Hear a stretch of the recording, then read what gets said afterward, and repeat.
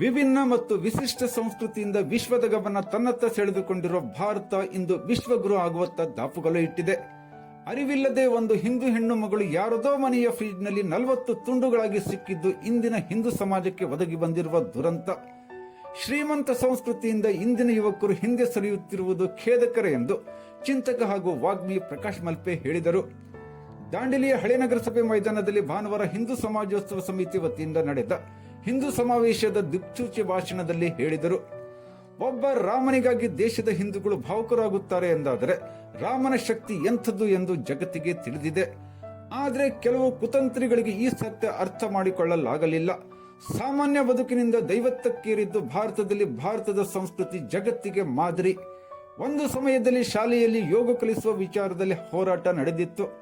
ಆದರೆ ಈಗ ವಿಶ್ವದ 160 ರಾಷ್ಟ್ರಗಳಲ್ಲಿ ಯೋಗ ಆಚರಣೆಯಲ್ಲಿದೆ ಎನ್ನುವುದು ಹೆಮ್ಮೆಯ ಸಂಗತಿ.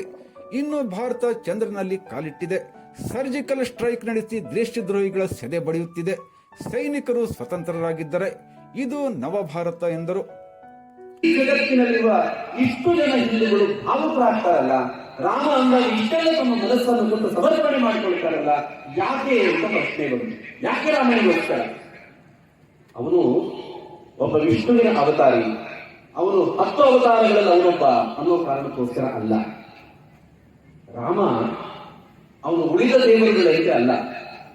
ರಾಮ ಮತ್ತೆ ಕೃಷ್ಣ ಈ 2 ಅವತಾರಗಳು ಸ್ವತಃ ಭೂಮಿಯಲ್ಲಿ ಜನಿಸಿ ನಮ್ಮ ನಿಮ್ಮಂತ ಇರುವಂತಹ ಜನರ ನಡುವೆ ಬದುಕಿದ್ದು.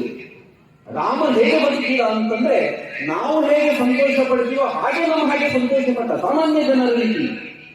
ದುಃಖ ಆದಾಗ ಯಾವಾಗ ಸೀತೆಯನ್ನು ರಾವಣ ಕರ್ಕೊಂಡು ಹೋದ ಅಪಹರಣ ಮಾಡಿದ ಅಂತ ಗೊತ್ತಾದ ತಕ್ಷಣ ಅವನು ಅಷ್ಟ ಯಾರ ಹತ್ರ ಎಲ್ಲ ಕೇಳಿದ, ಮನುಷ್ಯರ ಹತ್ರ ಮಾತ್ರ ಅಲ್ಲ, ಕಾಡಿಗೆ ಹೋಗಿ ಅಲ್ಲಿ ಪಶು ಪಕ್ಷಿಗಳ ಹತ್ರ ಅಲ್ಲಿರುವಂತಹ ಎಲೆಗಳು ಮರಗಳು ಎಲ್ಲರ ಜೊತೆ ಮಾತಾಡ್ತಾನೆ. ನನ್ನ ಸೀತೆಯನ್ನ ಕಂಡಿರ ಅಂತ ಅಕ್ಷರಶಃ ಅಳ್ತಾನೆ ರಾಮ.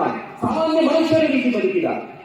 ಆದ್ರೆ ಸಾಮಾನ್ಯ ರೀತಿ ಬದುಕ್ತಾ ಆದರ್ಶಗಳನ್ನು ತನ್ನ ಜೀವನದಲ್ಲಿ ಕಲಿತಾ ದೈವತ್ವಕ್ಕೆ ಏರೋದು ಹೇಗೆ ಅಂತ ತೋರಿಸಿಕೊಟ್ಟ ಗುಣಗಳ ಮೂಲಕ. ಇದರ ಅರ್ಥ ಏನು ಅಂತಂದ್ರೆ, ರಾಮ ಅವನು ಸಾಮಾನ್ಯ ಮನುಷ್ಯನಾಗಿ ಬಂದ, ನಾವು ಕೂಡ ಅವನಂತೆ ಅವನ ಗುಣಗಳನ್ನು ಮೈಗೂಡಿಸಿಕೊಂಡ್ರೆ ಸಾಮಾನ್ಯ ಮನುಷ್ಯರಿಂದ ರಾಮನ ಎತ್ತರಕ್ಕೆ ಏರಲಿಕ್ಕೆ ಸಾಧ್ಯ ಆಗುತ್ತೆ ಅಂತ ನಮಗೆ ರಾಮ ತೋರಿಸಿಕೊಟ್ಟಿದ್ದು. ಹಾಗಾಗಿ ರಾಮ ನಮಗೆಲ್ಲರಿಗೂ ವಿಷ್ಣು ಪ್ರಿಯ ಆಗಿದ್ದಾನೆ, ನಮ್ಮ ಮನಸ್ಸಿಗೆ ಹಸ್ತ ಆಗಿದ್ದಾನೆ. ನನಗೆ ನೆನಪಾಗೋದು, ರಾಮನನ್ನ ವಿಶ್ವಾಮಿತ್ರರು ಕರ್ಕೊಂಡು ಹೋಗ್ತಾರೆ. ವಿಶ್ವಾಮಿತ್ರರು ಅಲ್ಲಿ ದಂಡಕಾರಣ್ಯಕ್ಕೆ ಹೋಗಬೇಕು. ರಾಮನ ಘಟನೆಗಳು ಪ್ರಾರಂಭ ಆಗೋದು ದಂಡಕಾರಣ್ಯದಿಂದ. ದಾಂಡೇಲಿಗೂ ದಂಡಕಾರಣ್ಯ ಅನ್ನುವಂತ ಹೆಸರಿದೆ ಅನ್ನುವಂಥದ್ದು ಬಹಳ ಇನ್ನೊಂದು ವಿಶೇಷವಾದಂತಹ ಸಂಗತಿ. ದಂಡಕಾರಣ್ಯಕ್ಕೆ ಕರ್ಕೊಂಡು ಹೋಗ್ತಾರೆ. ಅಲ್ಲಿ ಮಾರೀಚನನ್ನ ಸುಬಾಹುವನ್ನ ಕೊಲ್ಲೋದು, ಮಾರೀಚನನ್ನ ದೂರ ಕಟ್ಟೋದು, ಕಾಟಕಿಯನ್ನ ಸಂಹಾರ, ಇದೆಲ್ಲ ನಮ್ಗೆ ಗೊತ್ತಿರುವಂತ ಕಥೆ. ಅಲ್ಲಿಂದ ನಿಖಿಲಿಗೆ ಕರ್ಕೊಂಡು ಹೋಗ್ತಾರೆ. ಅಲ್ಲಿ ಶಿವಧನುಸ್ಸನ್ನು ಮುರಿಯುವಂತ ಕಥೆ ನಮಗೆಲ್ಲರಿಗೂ ಗೊತ್ತಿದೆ.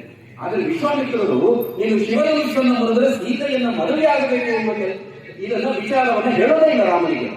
ಯಾವಾಗ ರಾಮ ಎತ್ತಿದಾಗ ಶಿವಧನುಸ್ಸು ಮುರಿದು ಬಿಟ್ಟು ದಶರಥನನ್ನು ಹೇಳ್ತಾನೆ, ನಾನು ಪಂಥ ಇಟ್ಟ ಹಾಗೆ ನೀನು ಗೆದ್ದಿದ್ಯಾ, ನನ್ನ ಮಗಳು ಸೀತೆಯನ್ನು ಮದುವೆಯಾಗಬೇಕು ಅಂತ ಹೇಳಿದಾಗ ರಾಮ ಹೇಳಿದಂತ ಮಾತನ್ನ ಎಲ್ಲ ಯುವತಿಯರು ನೆನ್ಪಿಟ್ಕೋಬೇಕು. ರಾಮ ಹೇಳ್ತಾನೆ, ನನಗೆ ಮದುವೆ ವಿಚಾರ ಗೊತ್ತಿಲ್ಲ, ನಾನು ಮದುವೆ ಆಗಬೇಕಂತಿದ್ರೆ ಅದನ್ನ ಯೋಚನೆ ಮಾಡಬೇಕಾದವನು, ನಿಶ್ಚಯ ಮಾಡಬೇಕಾದವನು ನಾನಲ್ಲ, ನನ್ನ ತಂದೆ ದಶರಥ ಅಂತ. ಇದೊಂದು ದೊಡ್ಡ ಮೌಲ್ಯ ಇದು. ಅಕಸ್ಮಾತ್ ರಾಮ ಮದುವೆಯಾಗಿ ದಶರಥನ ಹತ್ರ ತಗೊಂಡು ಅಲ್ಲಿ ಮುಂದೆ ಕರ್ಕೊಂಡು ಹೋಗಿ, ಅಪ್ಪ ನಾನು ಇವಳನ್ನ ಸ್ವಯಂವರದಿಂದ ನಾನು ಆ ಪಂಥವನ್ನು ಎತ್ತಿ ಇವಳನ್ನು ಮದುವೆಯಾಗಿ ಬಂದಿದ್ದೇನೆ ಅಂತ ಹೇಳಿದ್ರೆ ಇಡೀ ದಶರಥನಿಂದ ಹಿಂದೆ ಅಯೋಧ್ಯೆ ಸಂಭ್ರಮ ಪಡ್ತಾ ಇತ್ತು. ಆದ್ರೆ ರಾಮ ಮೌಲ್ಯವನ್ನು ಮರೆಯುವುದಿಲ್ಲ. ನನ್ನ ಮದುವೆಯನ್ನು ನಿಶ್ಚಯ ಮಾಡುವಂಥದ್ದು ನಾನಲ್ಲ, ಇದು ಭಾರತೀಯ ಸಂಸ್ಕೃತಿಯಲ್ಲ. ಮದುವೆಯನ್ನು ನಿಶ್ಚಯ ಮಾಡಬೇಕಾದ್ರು ಯಾರು ಮದುವೆ ಆಗಬೇಕೋ ಅವನ ಹಿರಿಯರು ನಿಶ್ಚಯ ಮಾಡಬೇಕು ಅಂತ ರಾಮ ಹೇಳಿಕೊಟ್ಟ ಪಾಠ ಇದು. ಅದಕ್ಕೋಸ್ಕರ ನಾವೆಲ್ಲ ಮದುವೆ ಆಮಂತ್ರಣ ಪತ್ರಿಕೆಯಲ್ಲಿ ಇವತ್ತೆಲ್ಲ ಮಾಡ್ತಾರೆ ಒಂದು ಸಣ್ಣ ಕಾರಣ, ನಾನು ಇಂಥವಳನ್ನು ಮದುವೆ ಆಗ್ತೀನಿ ಬನ್ನಿ ಅಂತ. ಅಂದ್ರೆ ನಿಜಕ್ಕೂ ನಮ್ಮ ಆಮಂತ್ರಣ ಪತ್ರಿಕೆ ಹೇಗಿರ್ತದೆ ಅಂತ ಕೇಳಿದ್ರೆ ಅಲ್ಲಿ ಮದುವೆಗೆ ಕರೆಯುವಂಥದ್ದು ವರ ಅಲ್ಲ, ವರನ ಹಿರಿಯರು ಕರೀತಾರೆ. ವರ ಯಾರು ಅಂತ ಅವರು ಪರಿಚಯ ಮಾಡ್ತಾರೆ. ಇಂಥವ್ರ ಮೊಮ್ಮಗ, ಇಂಥವ್ರ ಅಳಿಯ, ಇಂಥವ್ರ ಮಗ ಅಂತೆಲ್ಲ ಪರಿಚಯ ಮಾಡಿ ಈ ಮದುವೆಯನ್ನು ಗುರು ಹಿರಿಯರಿಗೆ ನಿಶ್ಚಯಿಸಿರುತ್ತೇವೆ ಅಂತ ಆಮಂತ್ರಣ ಪತ್ರಿಕೆ ಮಾಡ್ತಾರೆ.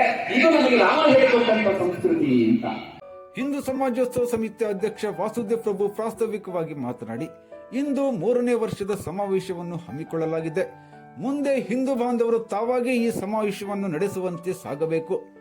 ಇಲ್ಲಿಗೆ ಬಂದಿರುವ ತಾಯಂದಿರು ತಮ್ಮ ಮಕ್ಕಳಿಗೆ ಹಿಂದೂ ಸಂಸ್ಕೃತಿ ವೈಭವ ತಿಳಿ ಹೇಳಬೇಕು. ಆಗಲೇ ಹಿಂದೂ ಸಮಾಜ ಇನ್ನಷ್ಟು ಸುದೃಢ ಆಗಲು ಸಾಧ್ಯ ಎಂದರು. 3 ವರ್ಷಗಳಿಂದ ನಾವು ಈ ಕಾರ್ಯಕ್ರಮವನ್ನ ಯಶಸ್ವಿಯಾಗಿ ನಡೆಸಿಕೊಂಡು ಬಂದಿದ್ದೀವಿ. ಇದು ನಿರಂತರವಾದಂತಹ ಒಂದು ಉತ್ಸವ. ಆದರೆ ಯುಗಾದಿಯಲ್ಲಿ ನಾವು ಆಚರಿಸ್ತಾ ಇರಲಿಲ್ಲ.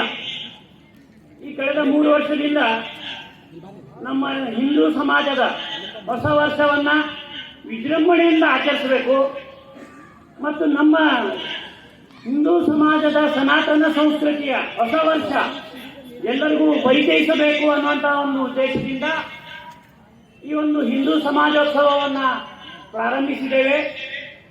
ಪ್ರಾರಂಭದ ಹಂತದಲ್ಲಿ ಜನರಿಗೆ ಗೊತ್ತಾಗಬೇಕಂತ ಹೇಳಿ ನಾವು ಮನೆ ಮನೆ ಸಂಪರ್ಕ ಮಾಡಿ ಭಗವದ್ಧ್ವಜವನ್ನ ಕೊಟ್ಟು ಎಲ್ಲರಿಗೂ ಶೋಭಾಯಾತ್ರೆಗೆ ಬರಬೇಕು ಅಂತ ಹೇಳಿ ವಿನಂತಿಸಿಕೊಂಡಿದ್ವಿ. ಅದೇ ರೀತಿ ಕಳೆದ ವರ್ಷವೂ ಕೂಡ ಭಗಿನಿ ಹಾರಿಕಾ ಮಂಜುನಾಥ್ ಅವರನ್ನ ಕರೆಸಿದ್ವಿ.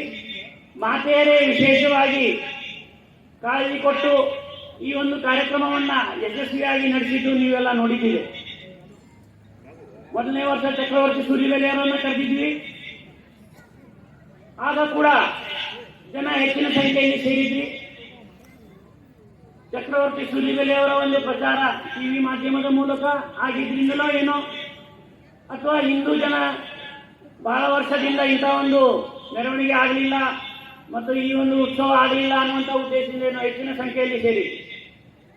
ನನ್ನ ಉದ್ದೇಶ ಏನಿದೆ ಅಂದ್ರೆ ಇನ್ನು ಮುಂದಿನ ದಿನಗಳಲ್ಲಿ ನಾವು ಈ ರೀತಿ ಮನೆ ಮನೆ ಸಂಪರ್ಕ ಮಾಡಿ ಬರ್ರಿ ಅಂತ ಹೇಳಿ ಕೇಳುವಂತ ಪರಿಸ್ಥಿತಿ ಬರಬಾರದು. ನಾವಾಗಿಯೇ ಯುಗಾದಿ ಉತ್ಸವ ಯಾವಾಗ ಅಂತೇಳಿ ಸಂಘಟಕರು ಹೇಳ್ತಾರೆ ಅಂತೇಳಿ ಕಾಯ್ದು ಕೂತ್ಕೊಂಡು ಅಥವಾ ಅವ್ರ ಹತ್ರ ಕೇಳಿಕೊಂಡು ನಾವು ನಮ್ಮ ಸಮಾಜದ ಎಲ್ಲ ಬಾಂಧವರೊಂದಿಗೆ ಸೇರಿಕೊಂಡು ಉತ್ಸವದಲ್ಲಿ ಪಾಲ್ಗೊಳ್ಳುವಂತಹ ಪರಿಸ್ಥಿತಿ ನಿರ್ಮಾಣ ಆಗಬೇಕು. ವೀಣಾ ಕ್ಷೀರಸಾಗರ್ ನಿರೂಪಿಸಿದರು. ಕಾವ್ಯ ಭಟ್ ಪ್ರಾರ್ಥಿಸಿದರು. ರಾಜಶೇಖರ್ ಪಾಟೀಲ್ ಸ್ವಾಗತಿಸಿ ಪರಿಚಯಿಸಿದರು. ಗೋವಿಂದ್ ಪಾರಿಕ್ ವಂದಿಸಿದರು. ಈ ಸಂದರ್ಭದಲ್ಲಿ ಮಹಾಬಲೇಶ್ವರ್ ಹೆಗಡೆ, ಸಂತೋಷ್ ಅಳ್ವಣಿಕರ್, ರವಿ ಲಕ್ಷ್ಮೇಶ್ವರ್, ಕಾಶಿನಾಥ್ ಸೂರ್ಯವಂಶಿ, ಶಶಿಕಾಂತ್ ನಾಯಕ್, ಪರಮೇಶ್, ರಾಜೇಂದ್ರ ಜೈನ್, ಶೈಲೇಶ್ ನಾಯ್ಕ್, ತುಕಾರಾಮ್ ಬಡಿಗರ್, ಶಿವಾನಂದ್, ಬಿಂಸಿ ಬಾದೋಲಿ, ಚಂದ್ರು ಮಾಳಿ, ಶಂಕರಯ್ಯ ಹಿರೇಮಠ್, ಗೋವರ್ಧನ್ ರಾಥೋಡ್, ಪ್ರಮೋದ್ ಕುರ್ತರ್ಕರ್ ಸೇರಿದಂತೆ ನಗರದ ಎಲ್ಲ ಸಮಾಜದ ಪ್ರಮುಖರು ಇದ್ದರು. ಈ ಮೊದಲು ಹಳೆ ನಗರಸಭೆ ಮೈದಾನದಿಂದ ಪ್ರಾರಂಭವಾದ ಸಮಾವೇಶದ ಶೋಭಾಯಾತ್ರೆಯಲ್ಲಿ ಪೂರ್ಣಕುಂಭ ಹೊತ್ತ ಸುಮಂಗಲಿಯರು, ಮಕ್ಕಳ ಛದ್ಮವೇಶ, ರೂಪಕಗಳು, ಡೋಲು ತಾಸರ್ ಚಾಂಜ್, ಡೊಳ್ಳು ಕುಣಿತದ ಜೊತೆಗೆ ಅಗೋರಿ ಕುಣಿತದ ಮೆರವಣಿಗೆ ಪ್ರಮುಖ ಮಾರ್ಗದಲ್ಲಿ ಸಾಗುತ್ತಾ ಜನಮನ ರಂಜಿಸಿತು.